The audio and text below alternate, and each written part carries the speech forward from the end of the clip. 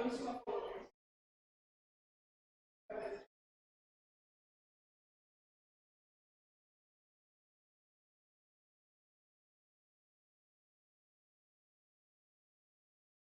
you have any time stories?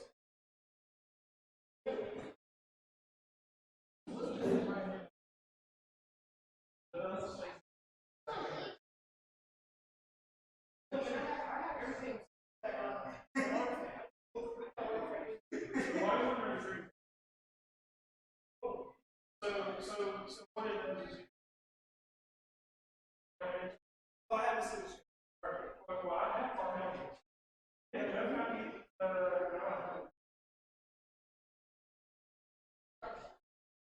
I don't know. I haven't for Joe. Joe don't think I had. He was on vacation.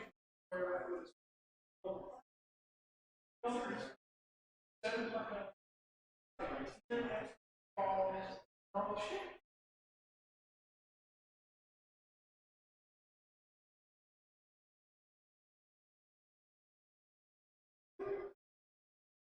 Oh yes. They shouldn't take the house.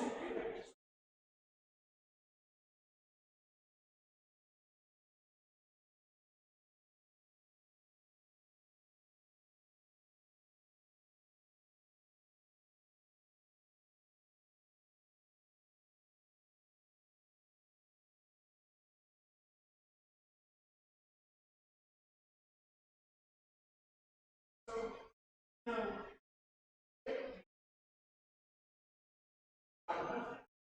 Because I have. What they expect you to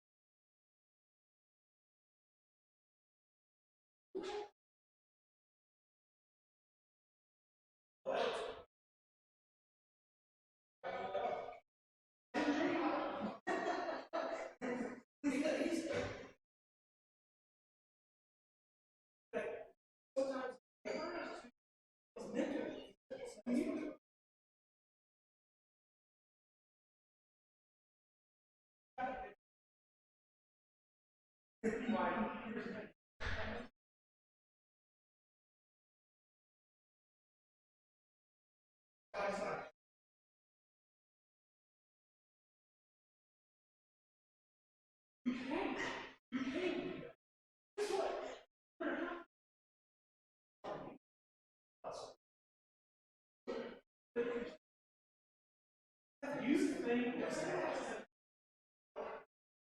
stuff that he doesn't everything.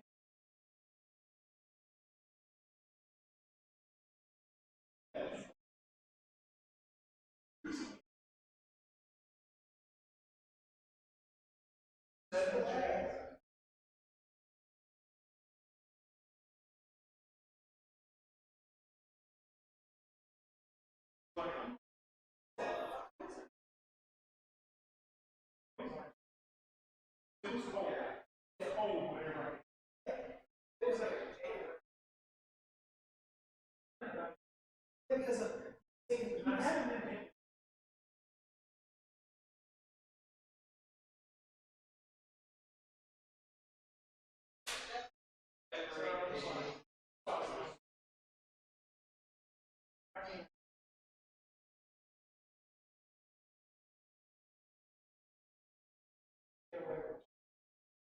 oh yeah.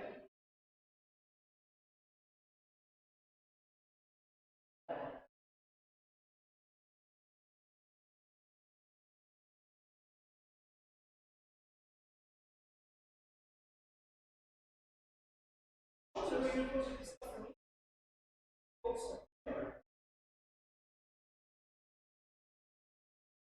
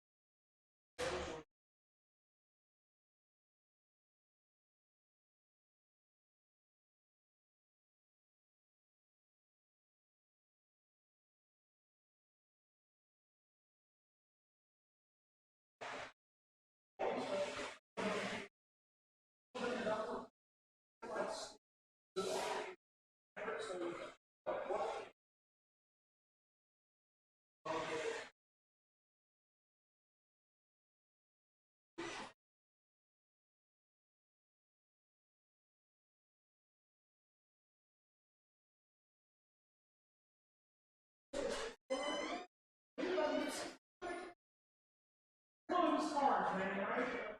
Like,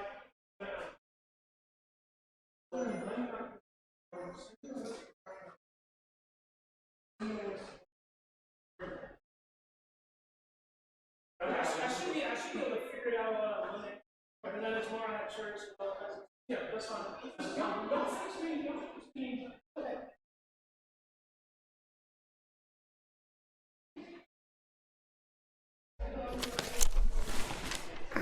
All right, everybody.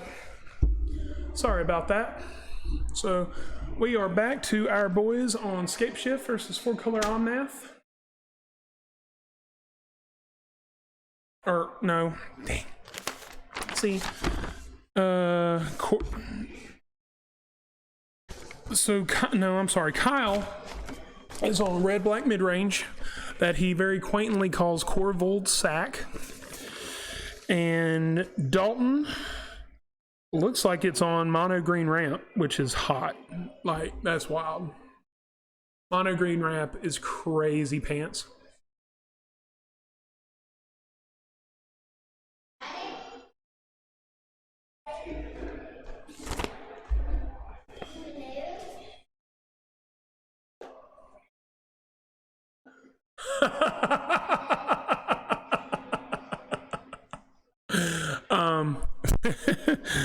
Thank you, chat. I sincerely appreciate that. I don't know who that is, but I love all of you.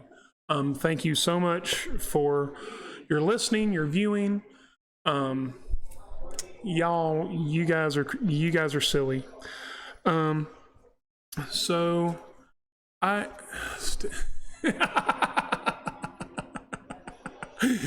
Oh, y'all, you guys are ridiculous. So right now we are looking at mono green is just crazy in Pioneer. So when Pioneer first started, I actually had a mono green ramp deck, but it's not like the broken thing that we're currently looking at. Like, I was just trying to like jam a Galta Primal Hunger on like turn 3 and just hurting people, so just making their life problematic. But no, this is really crazy. So the issue is, I think that like against mono green, that this deck sort of has a rough matchup because there's just so many different threats on the field, and it doesn't really feel like black-red can get anywhere. But this is also Jund. This is like the Rock. This is like Jundi Korvold. So Kyle has named this deck Korvold's Sac. And the best thing that I love about it is, so Kyle turned in a handwritten list today. And like very clear and very neat and very clean and very very professional, and like the deck name right at the top is Korvold's Sac, which, I'm sorry, it's completely hilarious and I absolutely love it. Heavens help me, I love it. So, but yeah, hey guys.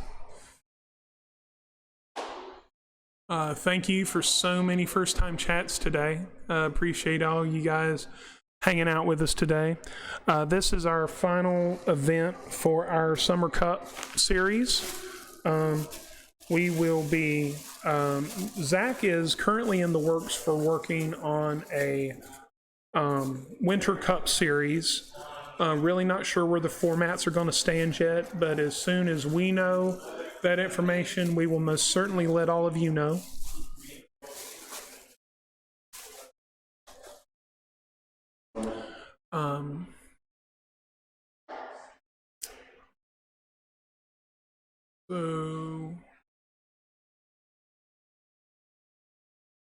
So we got rid of Korvold.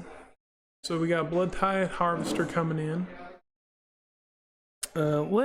Let's see some of the spice that Kyle's got going on in this deck. Oh, there's Mayhem Devil. Seems pretty good.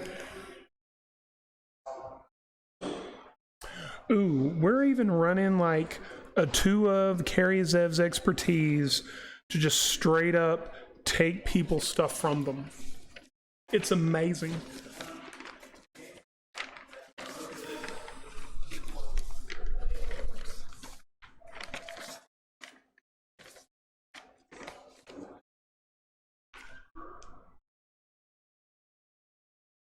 Although I do have to say, board presence aside, like Kyle and Dalton are sort of slinging at it pretty rough. So we're gonna glass casket Mayhem Devil. I believe that's a glass casket. Yeah. So that's wild because that one glass casket. The one glass casket out of the sideboard comes in and completely stops that combo, which is really good. So we're going to go Landwar Elves into Elvish Mystic. We're going to do a Karn the Great Creator.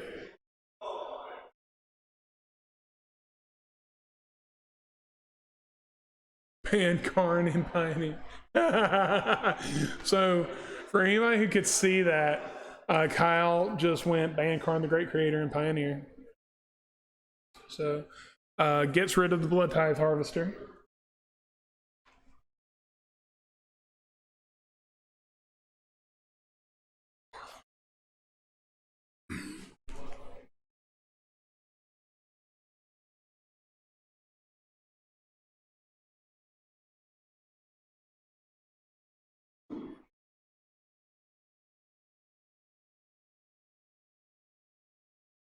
My goodness, this board presence for mono green is just absolutely insane.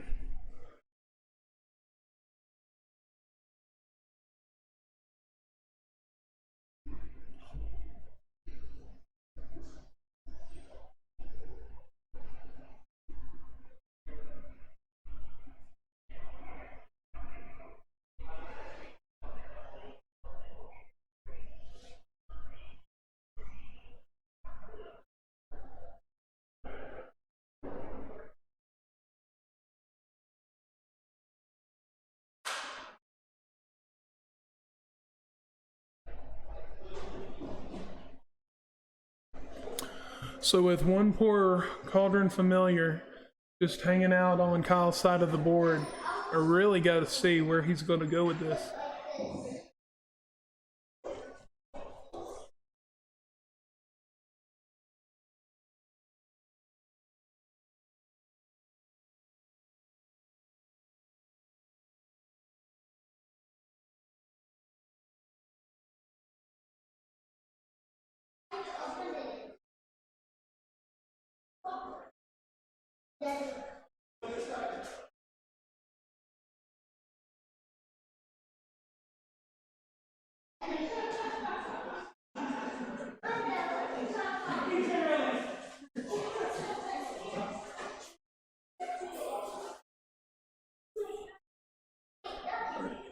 Gonna tap two of the elves.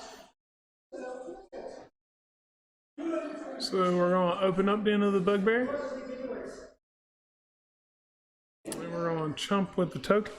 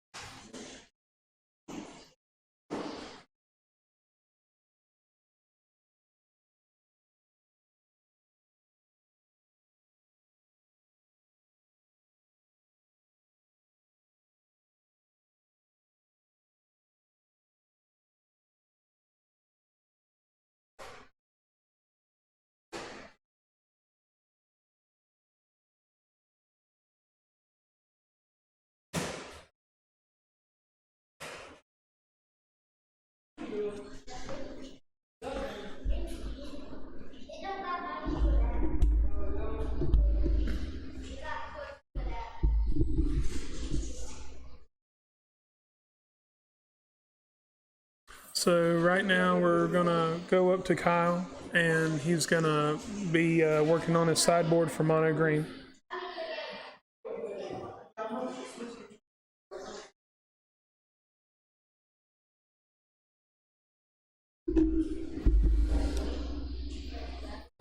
So we're gonna get everything restarted back. So this will be game 2. We have Kyle again on Korvold Sacrifice. Dalton is going to be on mono green ramp, which, I mean, technically mono green ramp, although if you want to be purely technical, you could call it Bant ramp, because it is jamming a Teferi who slows the sunset, because, well, just because reasons.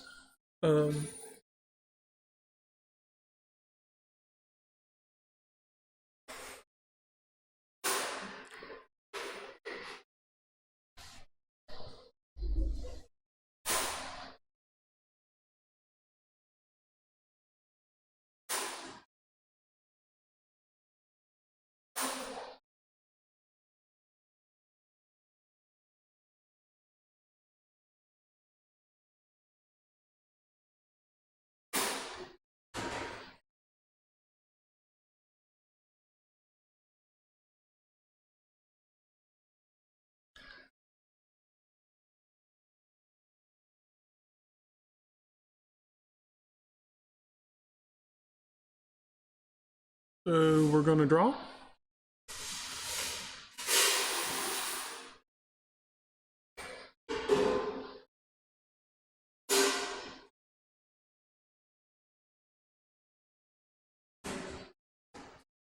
So Kyle's living his hand. We're going to go land pass. Dalton goes forest into Elvish Mystic. And we're going to go fatal push. Yeah, that's what Kyle's got to do at this point. So I do believe, sir, that Dalton got it game 1. Just multiple Karn the Great creators, multiple exile triggers. It was just a bad time.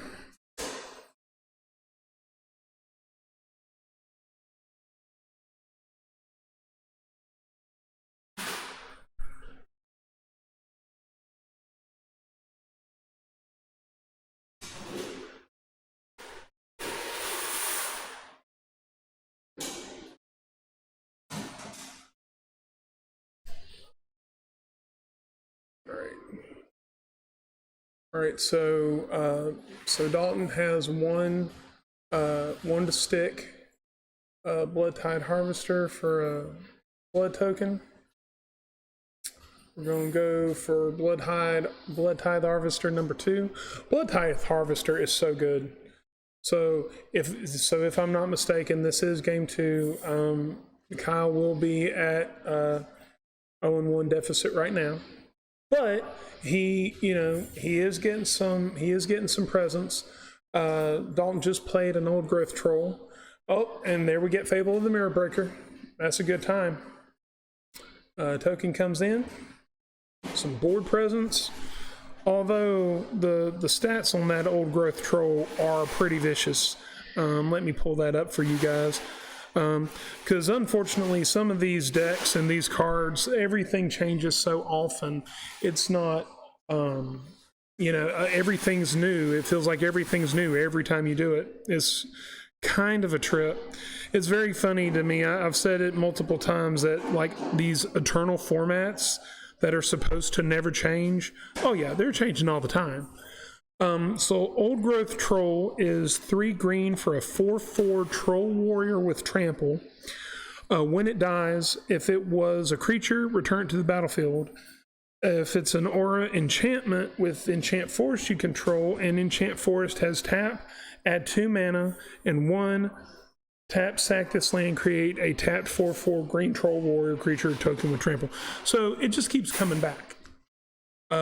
And there's a Teferi who slows Nykthos, making all the mana all the time. Nykthos who slows the sunset. We get a Karn the Great Creator and a Teferi who slows the sunset on the field.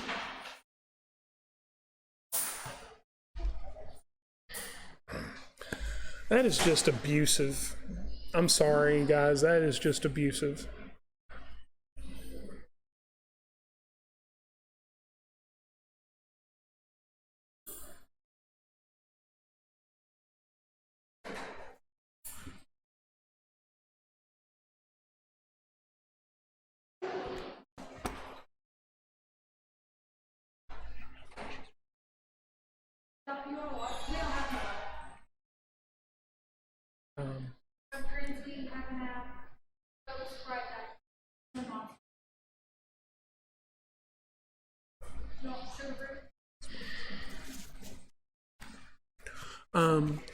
So now off of the Nykthos play, we have a ton of board presence on Dalton's side. But Kyle's not out of the game yet. We do have blood tokens, we have the Harvesters, we have the Fable of the Mirror Breaker, and there's a Heart of Kieran. Ooh, ouch.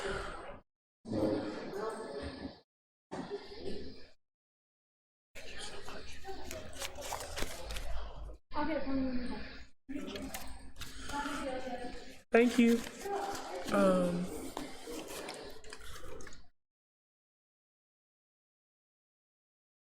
So let's see what Kyle's got. All right.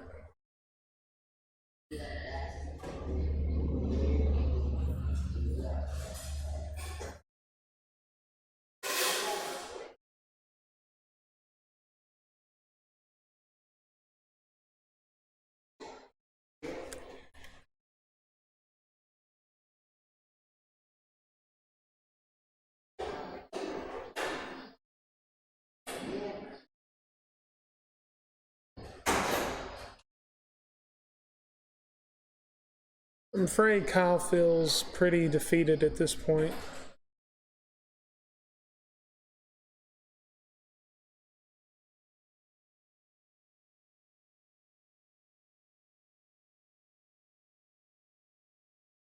We'll claim the Firstborn, the Old Growth Troll. We'll swing with the team.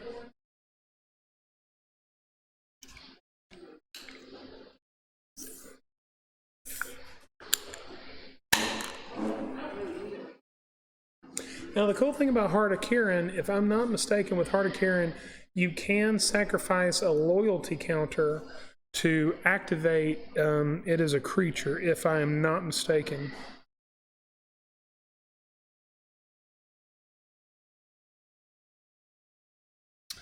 Yes, you may move a loyalty counter from a planeswalker you control rather than pay Heart of Kieran's crew cost, which is a really sweet trick.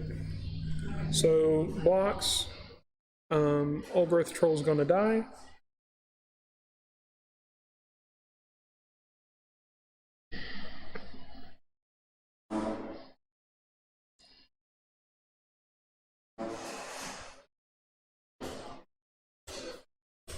So we're gonna put 3 counters on our Blood Tithe Harvester.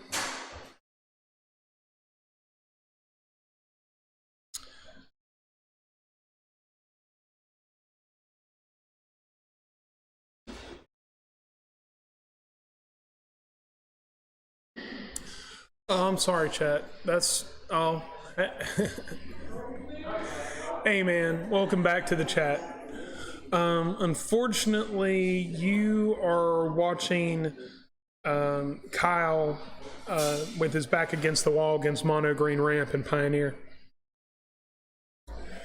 So it's pretty rough. Yep. Oath of Nissa.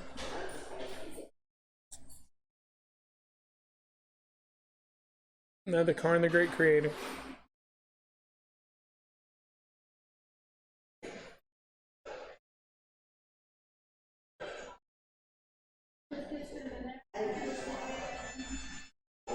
That is a real rough road. So let me gotta find.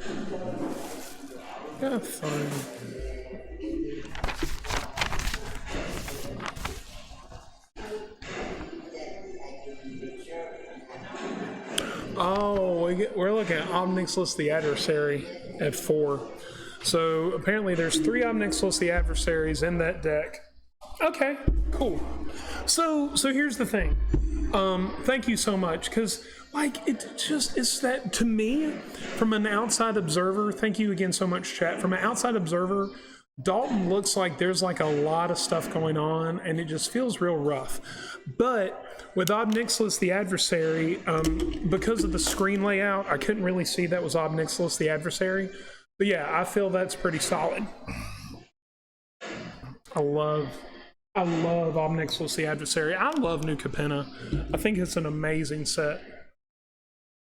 Okay, we are going to play a Pithing Needle.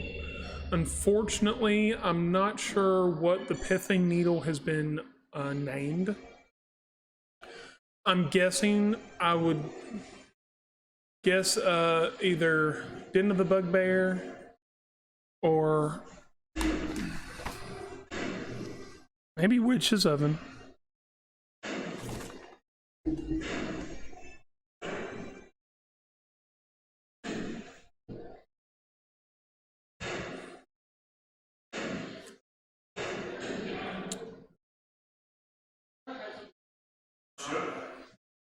So with this board state, I'm not really sure where Kyle's gonna go.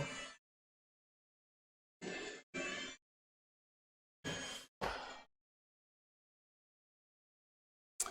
weighing his options out.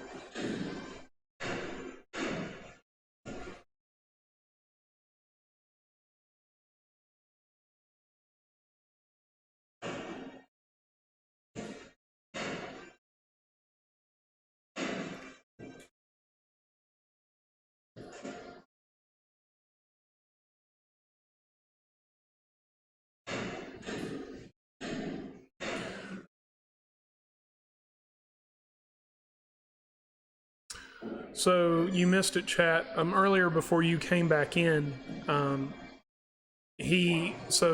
has a tablet, and he keeps putting it up to under the camera, saying that Karn, the Great Creator, should be banned in Pioneer. And so, like, every time Dalton plays a Karn, he just keeps putting that tablet up to the camera.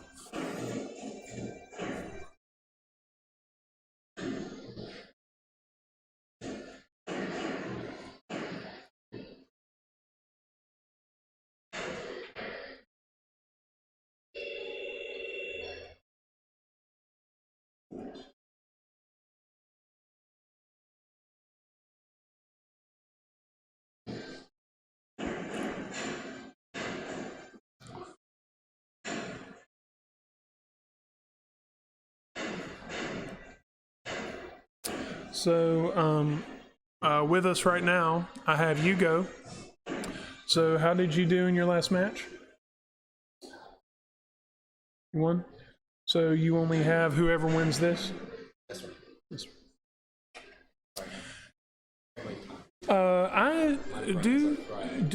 I understand. I totally understand. You know, the thing is, a lot of people don't realize that these tournaments, you know, you're playing 10 rounds, 8 rounds even, they don't really take into effect the mental exhaustion that you have. It's not like you can just go somewhere and eat in between. It's not like you can take a lunch break or something.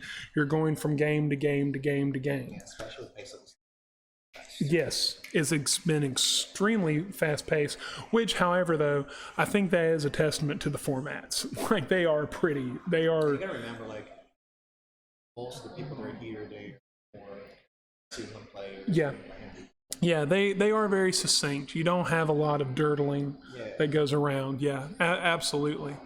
So with that being said, how do you feel?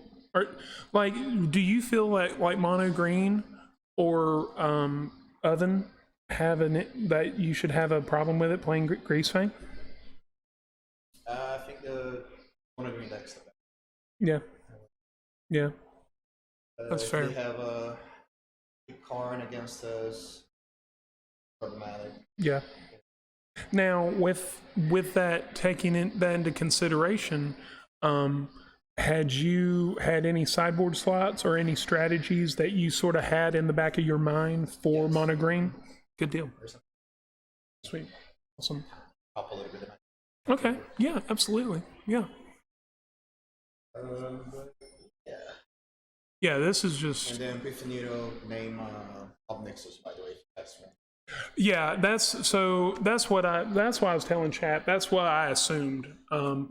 Especially like I love Omnixless the Adversary. Like I love that walker. I love the ability. I love the idea of the deck. It's awesome. But yeah, it's pretty rough. This is a pretty rough matchup because I think the issue is like so where the Jund deck can be so grindy and the mono green deck just blows away in speed. Like by turn 2 or 3, he already had a Nykthos out. So prior to this, like by turn 2 or 3, he already had Teferi and Karn played. And there's just like Nykthos is a little. See, like they just stall, Yeah. eventually do whatever they want. And the Sac deck doesn't have a quick clock. Yeah. Right. There's really no quick deck, so you just have a grindy deck against a fast deck that's so small it can't break through a wall.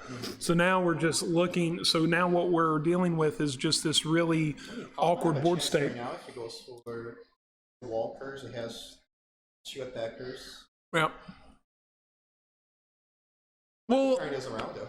yeah, absolutely. Like he may be able to. See, at first, I would have thought possibly Witch's Oven would have been the needle call.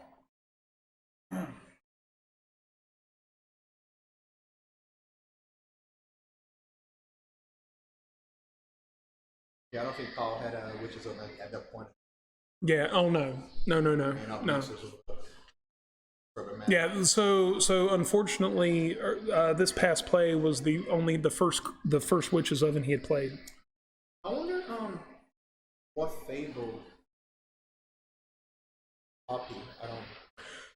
Because he tapped Fable, right, for some reason. So Fable, he may have tapped it for. Kiki, well, Kiki copy. What did he do? Did he make a? It may have made an attacker token. It may have additional. Did he make a 4/4? Yeah. Yep. So this will actually be Pioneer. So for our first 3 rounds, so there were 6 rounds of Swiss. So the first 3 were Pioneer, the second 3 were Modern, and then based off an aggregate of all those averages, the top 8 was defined. And so now the top 4 have to play it out in Pioneer. So it just is sort of like when A, B, A. So my question is, like, if he made a copy with Kiki and copied the 4/4, why he didn't go and kill both planeswalkers? The other issue is so having Heart of Kirin on the field is problematic math because you can pop a loyalty counter to animate it. Both planeswalkers are 1. So I don't understand what happened. Yeah, I thought. Okay, I see what you're saying. Yeah, Fairy was a 1 and Arn was a 1. So I don't know. I'm not sure. Yeah.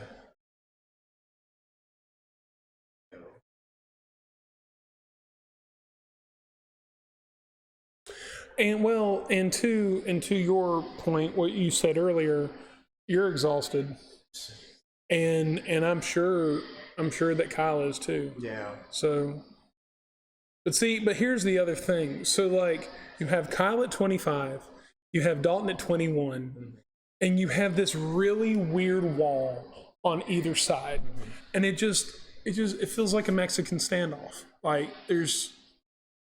All right, so we're going to make some guys and just like, so we're going to untap everybody, see what we got.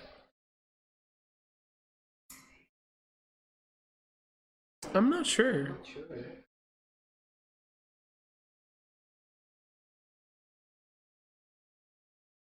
So he doesn't have any good attackers. No.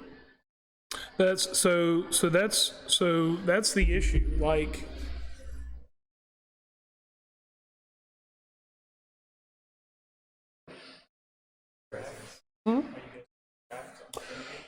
uh, well, so I've been doing the commentary and the interviews for today's event. While I love Unfinity, I don't think I'm gonna draft. I don't like. I love this. I love every unset. I want to say every unset is hilarious to me. I think it's wild.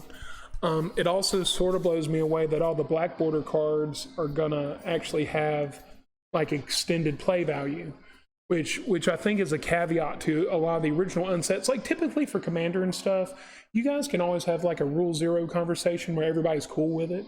Because realistically, there's not a lot of broken stuff in the unsets that really like, it's not like CEDH staples in an unset.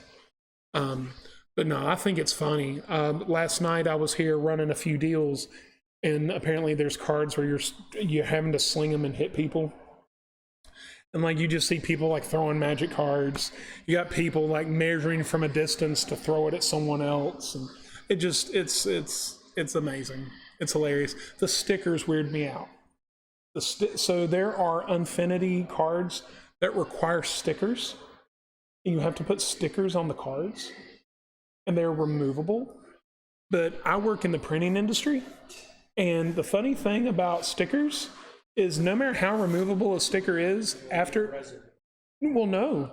All removable adhesive will eventually become super aggressive and not be removable anymore. There's a shelf life. So all removable adhesive turns into super aggressive adhesive. It's just a time frame. So like my whole thing was, if you're going to put stickers on cards, like put them on a perfect fit or something where like the sticker is acknowledged, but then you're not hurting the card. Like I get the flavor and I think it's funny, but I think it's like a really wild idea that may have like lost a little bit of translation and implementation, maybe. But no. If you want to see, you're more than welcome. Yeah, absolutely. So how and what's your name? Alex? I'm Adam. Oh, I'm the broker. Yeah.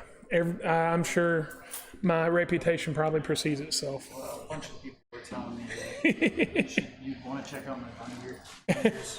Okay, I'm sure. How long have you been playing Magic, man? 20 years. 20 years. What set did you get started in? Odyssey. Nice. My first pre-releases were Legions and Scourge. So right before Odyssey block, I came in. I didn't even know. Yeah, I didn't even know what Magic was till like my senior year of college, and my friends were like, "Yes, come hang out, come to a pre-release." I just turned 40. Yep, just turned 40. But yeah, so I've loved this game. Although the running gag with me is I don't play Magic anymore because I'm too busy hustling or doing this. So, do you have a preferred format you like? I was living out on an island for work some years back, and it was the first time in my life that I finally had enough money to build my dream deck, so I made a mono black deck. And I'm here looking for legacy playtesting. Gotcha. Out on the island, there's nothing there, so I moved down here pitching for playtesting. Yeah. Just to find out that all my tutors were banned. And if I want to play legacy, I'm gonna have to stop like on a jet, and that was a punch in the ads, man. Yeah, no doubt. That's that again is an argument where where there. So with that being said, how do you feel about the 30th anniversary edition Magic cards they're coming out with? I think that it's very immoral for Wizards of the Coast to expect us to pay $1,000 for proxy cards. Yeah. I don't mind what they're doing, but I don't know how I feel about the paywall. $1,000. Exactly. That paywall is hard. For proxies. Yeah. I mean, And I was just telling those gold border tournament cards are more valuable than Yeah, the new, they're more new playable. proxies. They're more playable. You have things like Sulphurous Springs. Psychotog. Yeah. So, oh yeah, tell me about it. Yeah. Well, like I mean, for example, so me and my friends were talking earlier. You know, my whole thing, like these, while these are technically proxies, the thing that concerns me is I've actually seen things like Allosaurus Shepherd as a proxy. Say that again. So the card Allosaurus Shepherd from Jumpstart, the green guy so there's a green card called Allosaurus Shepherd from Jumpstart. And he was played in Legacy Elves a lot. Because he basically makes all your elves start riding dinosaurs and trample. It gives all your creatures +3/+3 trample. Oh, okay. Yeah. It was fake. Had a hologram stamp. It was fake. It had Where'd you get it? I don't remember. I trade so vigorously, like where I found it, I don't remember. But here's the thing: it had a hologram stamp. It had everything it needed, and the expansion symbol looked weird. So we were checking it out, and it's black core paper. We ripped it, so it's going to pass a light test because it is core. But yeah, we can't. Yeah, it's fake. You have hologram stamped brand new edition cards. Like Jumpstart's been like a year or two back, maybe. Fake. So I know like that they're doing a lot of that in China. Most of those cards are coming from China. yeah, proxies and stuff like that. It's a real rough time. But yeah, man, it's a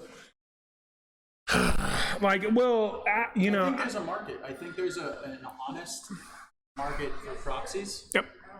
But obviously they need to be identified as proxies on sale.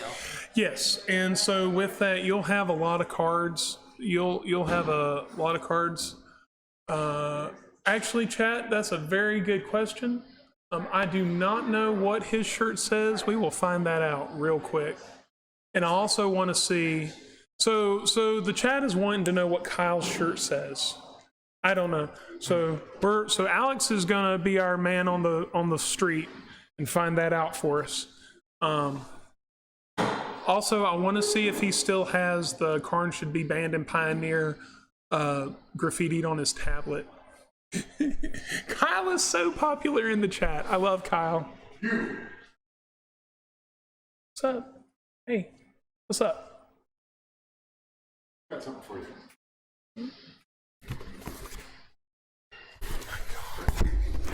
Y'all are ridiculous. Y'all are ridiculous. I swear to goodness. Those cute boxes. My nickname. And Is he's the- got them custom made. No. So in New Capenna, one of the families are the brokers. And I did not know that before everybody started nicknaming me the broker. And so it's so hilarious to me that the family in New Capenna of the brokers is Bant. Yeah. And there's not a shred of red mana in that whole crime family, and it feels really, really weird. It feels really weird. But Yeah. I figured you could use some deck boxes or something. Thank you guys. Oh my god. Hilarious. It is for sale because I just bought my first commander deck. Yeah. We'll work that out. Yeah. So his shirt says Hailstorm, where the NASCAR symbol is supposed to be, and underneath it says Raise Hell, Raise Ale, Praise Dale.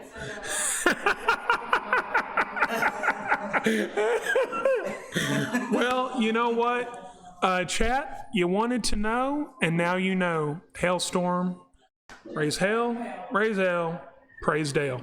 That's where we're at.